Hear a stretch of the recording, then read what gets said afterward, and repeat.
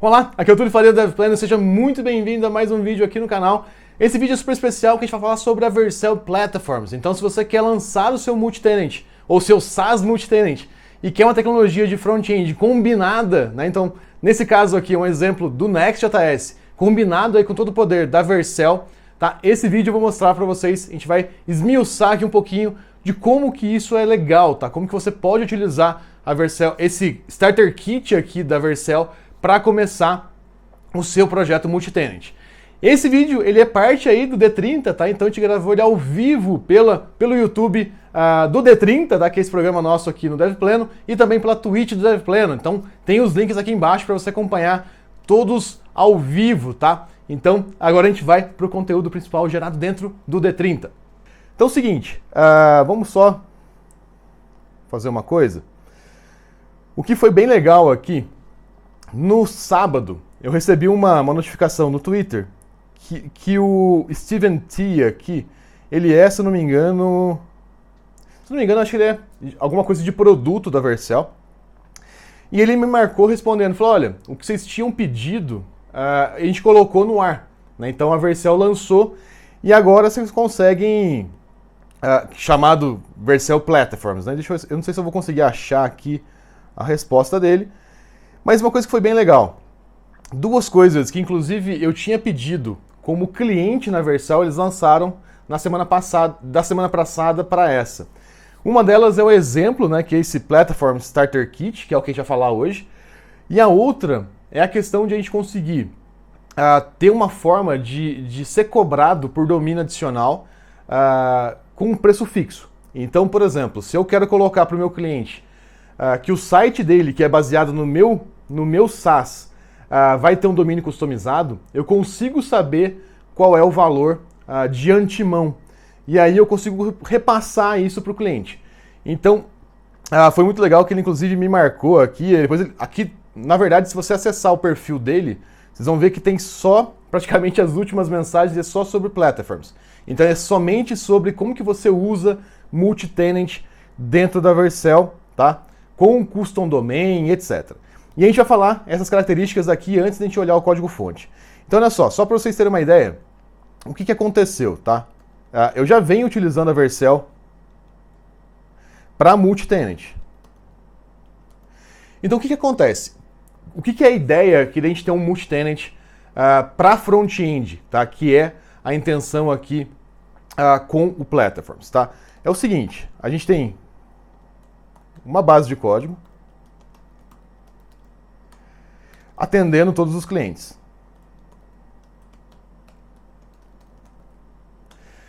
Até aí tudo bem? Se a gente pensar na API, é tranquilo porque você passa o ID do usuário, você passa o ID do seu cliente, do tenant ali, tá tudo bem. Mas como que a gente faz isso no front-end, né? Então como que a gente resolve isso no front-end? Eu vou contar um pouquinho de como que isso aqui me empolga muito, né? Porque o que acontece é o seguinte, quando eu migrei um SaaS meu no ano passado para a Vercel, uma das coisas que a gente fez foi o seguinte, a gente tinha o tenant, então tenant 1, por exemplo, meusistema.com.br. Aí depois a gente tinha tenant 2.meusistema.com.br. E assim sucessivamente. Então eu colocava um domínio coringa aqui, né? Então a gente mapeava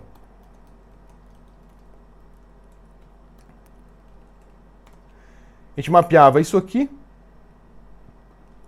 para o meu projeto na Vercel. Então o que acontecia? Todo mundo que acessasse um subdomínio desses, a gente mandava ele já direto para a Vercel. Só que tinha um problema. Na época, a gente não tinha a separação de cache por domínio. Tá? Então, olha só que legal. A história aqui da Vercel com o multitenant foi bem legal porque casou muito com quando a gente começou a utilizar a Vercel para hospedar os nossos SaaS. Então, por exemplo, o que a gente fez na primeira etapa? A gente colocava um asterisco .meusistema apontava para a Vercel, porém, a gente tinha alguns desafios. Qual que é o desafio?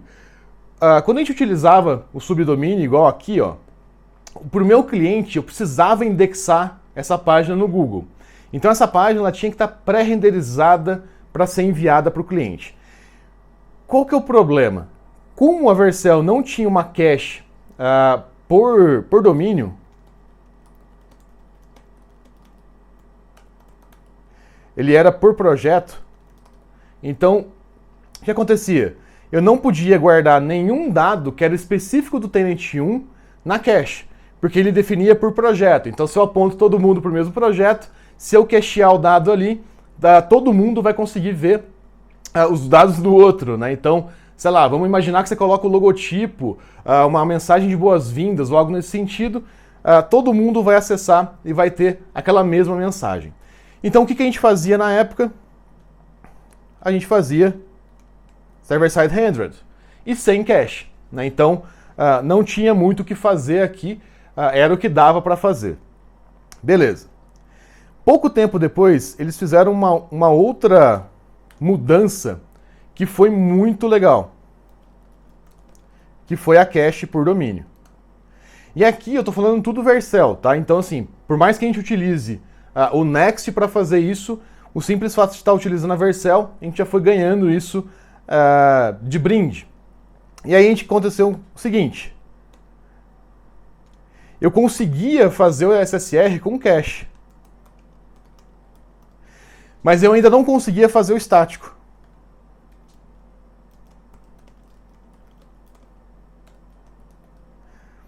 E o que significa o estático?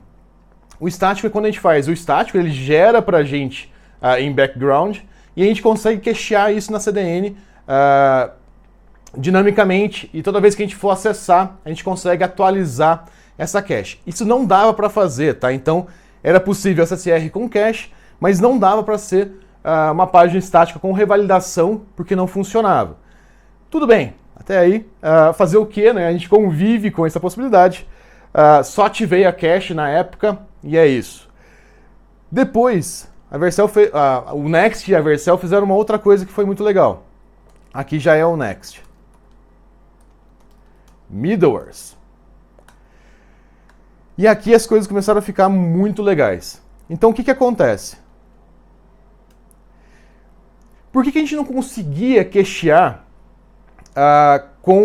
mesmo a gente cacheando por domínio, mas eu não conseguia fazer uma página estática aqui do ponto de vista do Next? Porque as URLs eram as mesmas. O que isso quer dizer? Quando eu acessava tenant1.meusistema.com.br, era sempre a barra aqui, ó. Então, a minha key de cache era sempre a mesma. Então, mesmo que eu conseguisse cachear aqui, para ser estático, ia gerar uma confusão na cache. Tá? Então a gente não dava para saber muito bem se eu tinha que recarregar ou não, se aquele item da cache já estava carregado ou não. Então isso geraria ainda um problema. Então o que aconteceu? Com o Middlewares, as coisas mudaram muito. Então com o Middlewares do Next e o Middlewares aplicado dentro da Vercel, a gente tem uma coisa que foi muito diferente. Primeira coisa, quando a gente coloca Middlewares na Vercel, então se eu pego o meu middleware do Next e coloco ele no ar na Vercel, a gente tem uma coisa que é muito legal. Eles viram workers na Vercel. O que significa workers, tá? Workers é um trecho de código, geralmente não muito complexo, então a gente não adiciona muita complexidade ali nele, que roda na CDN. Então ele roda próximo do usuário. Qual que é a grande diferença de middlewares para uma página com server-side rendering? No caso do middlewares, quando a gente roda na Vercel, a gente não tem cold start. O que é cold start? Se eu colocar minha página como server-side rendering, a gente demora um tempinho para conseguir fazer que essa página rode. Por quê? Como é serverless e a gente tenta economizar ali com hospedagem, etc., o servidor não vai estar rodando direto. Então, à medida que você solicita aquela página, a Vercel vai carregar aquela função para você, e isso tem um tempo, e esse tempo é chamado de cold start. Então, no caso do middlewares, a gente não tem cold start. Cold start Eu gosto de fazer essa analogia porque é bem legal. Cold Start é a mesma coisa de um carro a álcool antigo, tá? Então o que acontece?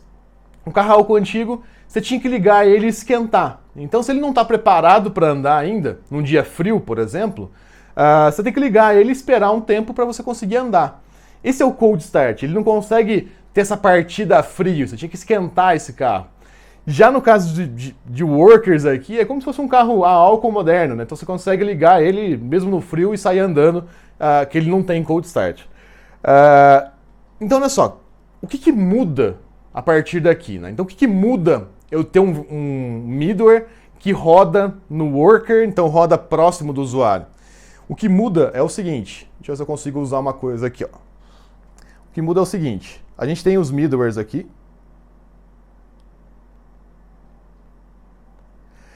Aliás, antes disso, deixa eu só fazer uma outra coisa. Só para a gente entender a dinâmica aqui do processo, tá? Eu tenho um usuário, qual que é a ideia? Ele vai acessar o site via CDN. O que é legal? Estou acessando o meu site que está na Vercel do Brasil. O que vai acontecer aqui? Eu vou acessar, se eu não me engano, tem um grupo de servidores que chama GRU, tá? Que deve ser Guarulhos ou próximo de São Paulo ali. Então assim, a gente acessa servidores que estão próximos da gente, tá? Então, é o que está mais próximo do usuário. Então o que acontece? Quando eu acesso CDN, o que eu tiver cacheado aqui, eu consigo responder para o usuário de forma bem rápida. E aí a gente tem uma outra coisa. A gente tem aqui os workers.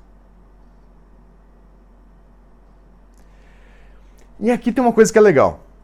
Então o que acontece? Se a gente olhar o worker aqui, deixa eu só trocar de cor.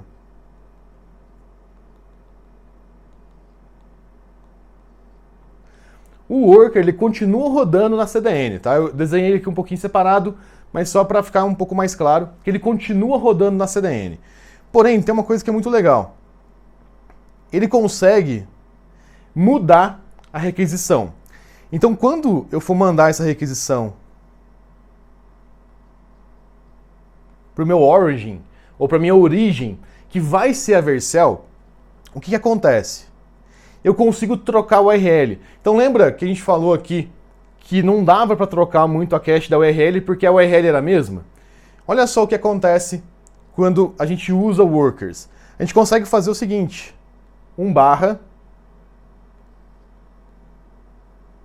/slug, por exemplo. E aqui falando dentro do next, né? Então eu consigo colocar um /slug. Ou ainda, eu posso colocar um /site. Então aquele mesmo parâmetro que a gente recebe lá no next, eu consigo utilizar aqui. E aí eu resolvo todo o problema que eu tinha de cache, porque agora as URLs são diferentes. Então eu consigo tratar isso de maneira diferente. Então esse é o grande charme, tá? Da gente conseguir usar workers. E aí tem um outro detalhe. Workers agora, eles não têm cold start. Então eu consigo rodar ele muito rápido, sem adicionar nenhuma latência nesse processo. Qual que é a grande vantagem disso? Se eu quiser fazer um gerador de sites, por exemplo, então se você estiver pensando em criar um SaaS que gera site para o seu cliente, então vamos supor, você está criando um site específico para igrejas, ou específico para farmácias, eu já fiz isso, tá? Por isso que eu estou contando para vocês.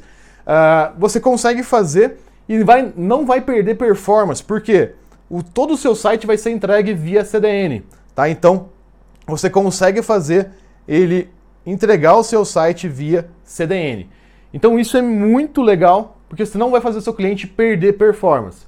Então, se você tem uma ideia de SaaS que tem um site disponível, tá? O Pulpit-Box dentro da formação Full Stack Master é um exemplo perfeito disso. Você consegue utilizar o mesmo código-fonte do Pulpit-Box e transformar ele em multi-tenant, em aceitar aqui essas URLs e customizar o Pulpit-Box cacheado dentro da Vercel. Então essa é a grande diferença, tá? agora a gente tem muito mais ferramentas para fazer isso de uma forma simples. E aí a gente tem uma outra coisa que é muito legal. Deixa eu voltar aqui. O seguinte, além de não ter o cold start, a gente conseguiu utilizar middleware. A cerejinha no bolo, que foi até o que eu comentei, pô, eu mandei isso, né, no suporte deles perguntando preço fixo por domínio. Tá, então agora a gente não precisa mais estar no plano Enterprise deles lá para ter acesso a domínios ilimitados e você pagar uma taxa fixa por domínio. Então, o grande detalhe aqui, agora a gente tem previsibilidade de quanto que eu vou pagar por um domínio. E aí tem uma coisa importante. Esse domínio é só o customizado. Então, por exemplo, nessa situação nossa aqui, ó, eu não vou mudar o preço do domínio. Eu não vou pagar nada mais por isso. Porque, na verdade, eu estou usando essa situação. Tá? Então, eu estou apontando tudo que vem do subdomínio para lá. Então, eu não vou pagar um preço extra para essa situação. Mas para os domínios customizados, eu vou ter que pagar uma taxa. Eu não sei o valor exato, tá? Eu tentei achar dentro da minha conta na versão ontem, não consegui achar isso, mas já apareceu lá que os domínios são infinitos. Então, assim, mas eu não achei o preço lá especificamente. Então, mas qual que é o detalhe aqui? Vamos supor que o valor seja X. O que você faz? Você pode fazer duas coisas. Ou inclui isso direto. Então, se o seu cliente pedir, você coloca, ou você cobra esse valor X. Tá? Então, bem direto, bem simples, tá? A gente não precisa se preocupar muito. Se você quiser, você pode cobrar um valor X, ou o cliente usa o domínio dele, o domínio padrão, que é igual aqui o do sistema. E agora, ó, vamos fazer o seguinte. Agora a gente vai dar uma olhada em como que o código-fonte deles está construído, tá? Por quê? Eles lançaram o Platforms, que é esse repositório aqui, que mostra como construir um SaaS multitenant, inclusive com algumas coisas muito legais, ó. Suporte a subdomain, tudo que eu comentei com vocês aqui. Suporte a custom domain e você consegue criar a sua... O que é esse app aqui? Vamos ver, que agora eu não lembro. Se não me engano, esse é o administrativo. Vamos esperar ele carregar aqui. Então, ó, e aí ele mostra alguns exemplos. Ó, se você tem o Hashnode, que o pessoal cria um blog, né? Então, que você tem o nome do usuário.hashnode. Então, como construir isso? Uma outra coisa que eu estava esquecendo. Qual que é a grande vantagem? Por que a gente está falando de custom domain como se fosse uma coisa extremamente importante aqui? O principal problema que a gente tem é a questão do certificado SSL. Então, é isso mesmo. Ó, aqui é o administrador. O que acontece? Como que eu vou gerenciar? Então imagina o seguinte, eu tenho 500 clientes rodando, apontando todo mundo para lá. Como que eu vou gerenciar esse tanto de certificado para cada subdomínio, para cada domínio customizado? Então isso fica totalmente transparente, tá? A gente não tem que fazer nada, a Vercel resolve pra gente. Então se a gente configurou o domínio customizado lá, eles já resolvem isso pra gente. E olha só que legal. Aqui eles estão falando tudo que tem de legal aqui, ó. A gente tem desde custom domains, static generation, with ISR, né, incremental static regeneration, tem tudo, middleware, tá? Tem esse exemplo, ele tem tudo o que a gente precisa. Outra coisa que é legal, ele mostra alguns exemplos, ó. Então esse Super é um gerador de site baseado em Notion. Ó, é construído utilizando essa tecnologia. Esse call.com aqui, que é um sistema de calendário, também é construído dessa forma. Então, ó, tem e-commerce, tem tudo. Ó. Então, olha só, o que a gente pode fazer aqui, ó, só para a gente entender o que está acontecendo. Aliás, como que ele foi construído? Olha que legal, já é bem uma coisa que eu gosto. Foi feito com Next, Tailwind, Prisma para ORM, que é muito legal. PlanetScale para o banco de dados MySQL. NextAuth para autenticação. E a gente coloca ele no ar na Vercel. Eu vou fazer o seguinte, vamos só fazer o clone dele aqui.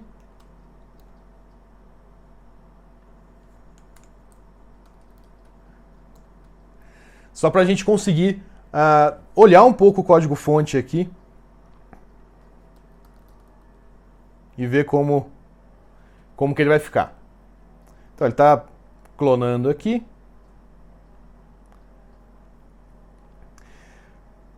Nos próximos episódios aqui do D30, então fiquem ligados aí, a gente vai fazer o seguinte, a gente vai construir realmente um SaaS, tá? E a gente vai utilizar como base esse Starter Kit aqui da Vercel. Bom, então olha só, vamos dar uma olhada aqui como que o projeto está funcionando, só para a gente entender um pouquinho mais. Então se a gente olhar o package.json, a gente vai ver que ele realmente precisa, ele usa o Headless UI, que é uma parte do Tailwind para componentes, Next, Next-Auth, tudo que a gente tinha comentado, Next MDX Remote. O grande detalhe, esse sistema em si, ele é um sistema de blog, tá? Então ele é um blog multi-tenant.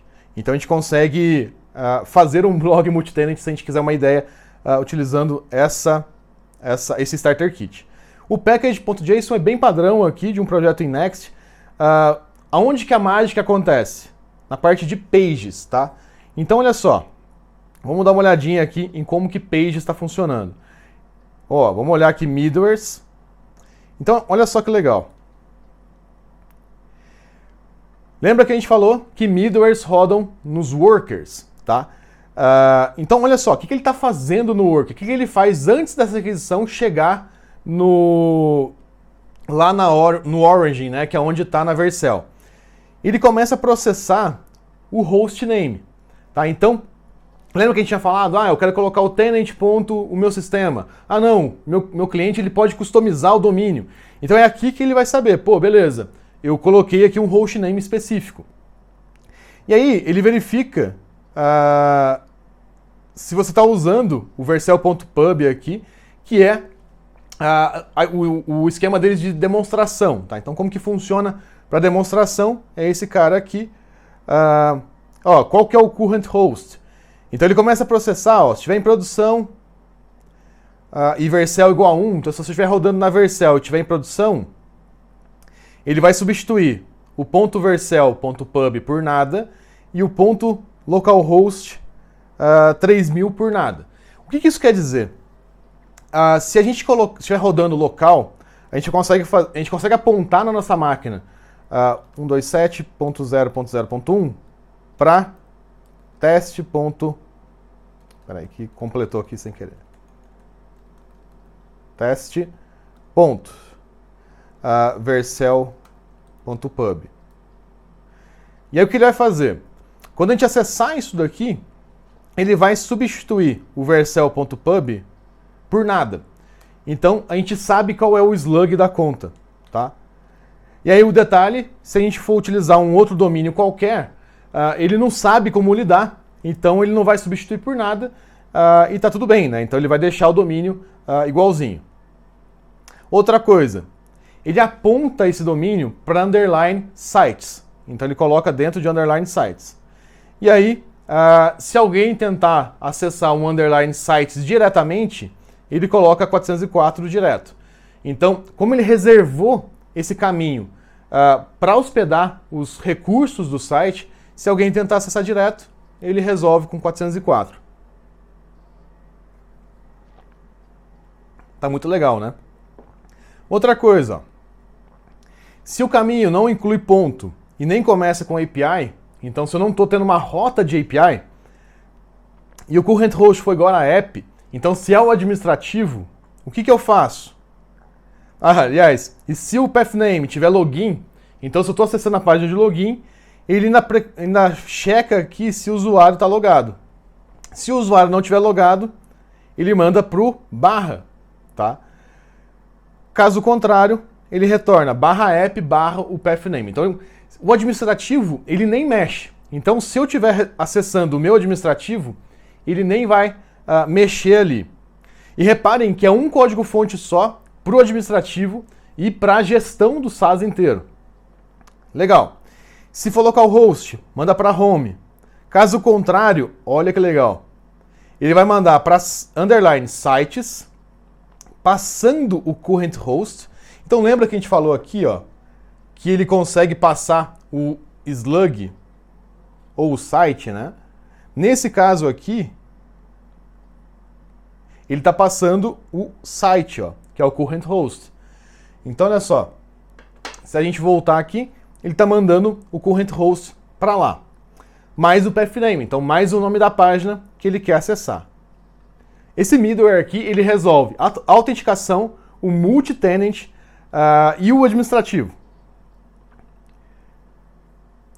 O underline app aqui não tem muita coisa, vamos lá direto para o nosso, entender um pouquinho aqui de como está separado o código-fonte. Então olha só, a gente tem um app e a gente tem o underline sites. Se a gente olhar o underline sites, olha só que bacana. É legal prestar um pouquinho de atenção aqui, ó, por causa disso daqui, ó. Esse colchete site é a variável que eles estão utilizando aqui para conseguir fazer o seguinte. Vamos olhar aqui, ó. Vamos pegar, ó, get static paths. Então o que acontece? Ele vai fazer um find many para gerar a primeira vez.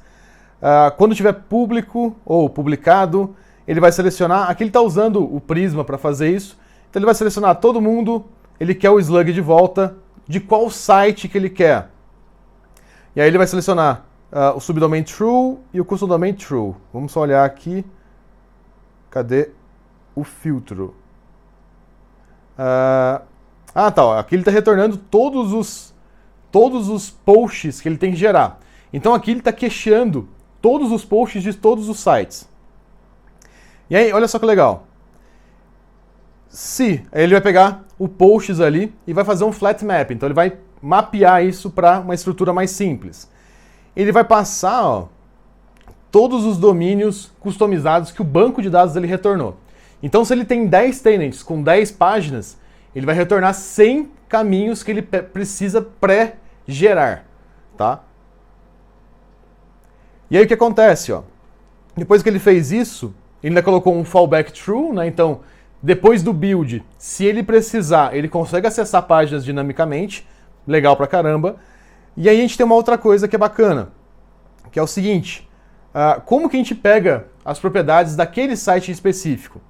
Então, ele começa a colocar agora, ó, o constraint para o subdomínio do site. Então, ele passa o site aqui, ó. Então ele vai carregar somente a página daquele site, que é importante. Ele vai buscar o primeiro post que inclui o site. Então, ó, inclui tanto o slug quanto o constraint que ele criou aqui em cima. E se ele não retornar esses dados, quer dizer que aquela página não existe para aquele tenant. Olha que legal. E ainda colocou um revalidate em 10. Então, mesmo que eu fique tentando bater numa página que não existe, eu vou esperar 10 segundos para não tentar de novo. Então, ele não vai criar uma carga muito grande no servidor, tá? No servidor de origem ou no seu banco de dados. Então, eu posso mandar 1000 requisições em 10 segundos, ele vai contar só a primeira e as demais a CDN vai esperar, tá? Então, a CDN não vai deixar ele acessar. Aqui ele pega o código-fonte em MDX, procura os posts adjacentes. Então, para criar provavelmente um post anterior e um próximo post, beleza, e retorna aqui, ó. Então aqui ele retorna a página inteira, então ele converte os dados do post para JSON, ou para string, aliás, e depois ele faz os adjacentes também. Olha só que legal. Isso aqui tudo resolve o multitenant. Então, simplesmente, ele gera todas as páginas que ele precisa gerar de antemão. Então, se ele está buildando ali, ele já faz isso tudo automaticamente, na hora do build do Next. E depois ele carrega cada custom page automaticamente também. E aí, se eu já cacheei, tá? Legal. Se eu não cacheei ainda, como ele tem fallback, aqui, ó, ele tem um fallback true, eu consigo carregar essa página depois. Então vai funcionar da mesma forma, tá? Então, essa estrutura é muito legal para a gente conseguir utilizar como uma base de um SaaS. Outro item bem legal. O index aqui, ó. é a mesma coisa. Ele descobre qual é o domínio do cliente. Vamos procurar aqui o método get stereo key props. Então ele faz a mesma coisa. Ó. Processa o custo domain. Procura o site único. Então ele procura por slug ou pelo domínio. Ele descobre se existe ou não. E aqui ele retorna todos os posts para listar os posts na página. Muito legal isso aqui. E aí, a cerejinha do bolo, eles fazem também o app, né? Então a parte de gestão do site dentro do próprio código-fonte. Tá? Então, só um detalhe interessante, geralmente você tem que decidir, né? Se você faz o administrativo fora ou faz o administrativo dentro. Nesse caso aqui, olha só que interessante, eles já fizeram dentro, tá? Então você consegue gerenciar os rascunhos e tudo mais por dentro do próprio código-fonte. Então, olha só, em um repositório só, em uma base de código só, a gente consegue construir tanto o administrativo do SaaS quanto a questão do acesso multi-tenant. Tá? Então, o Vercel Platforms aqui é muito legal nisso.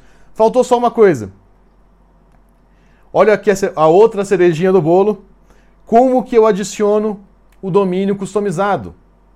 Então, inclusive, eles têm uma interface dentro aqui desse exemplo para que você clique, para o usuário seu clique e consiga adicionar o domínio customizado por aqui. Tá? Então, isso funciona muito legal. Tá? Então, o próprio usuário configura o custom domain. Tá? Então, você não precisa configurar. Tá? Então, eles fizeram um processo todo aqui de validação, inclusive mostrando como que funciona. É bem simples, na verdade, né? Então, como que funciona o processo de adição de um novo domínio para aquele deployment. Então, olha só, ele passa aqui o Project ID, domains, qual que é o número do time, né? O ID do time, e ele já faz aqui a gestão desse domínio customizado.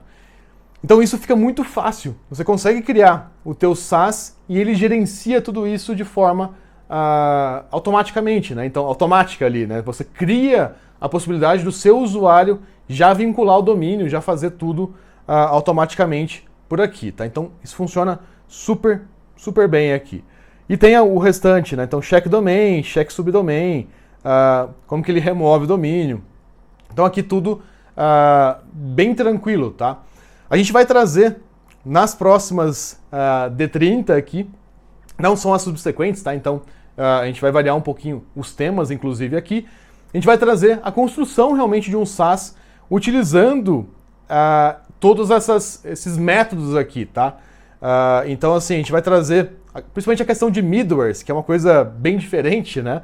A gente vai trazer aplicado a esse contexto de colocar dentro de colocar essa gestão do tenant dentro do middleware. Pessoal, e última informação aqui que é importante sobre middlewares, tá? Se você estiver rodando o seu projeto em Next sem ser na Vercel, o que o middleware faz? O que vai acontecer com o middleware?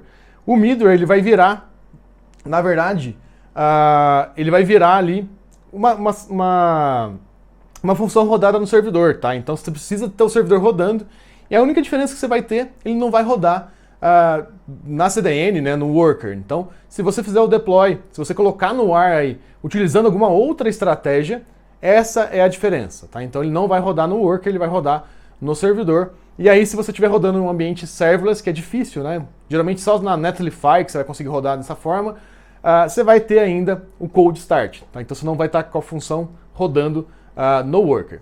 Bom, pessoal, e se você gostou desse vídeo, deixa de curtir e comentar aqui embaixo e também se inscreve tanto no canal aqui do DevPleno, quanto lá no canal do D30, onde acontecem as lives, e a gente se vê no próximo. Valeu, até mais!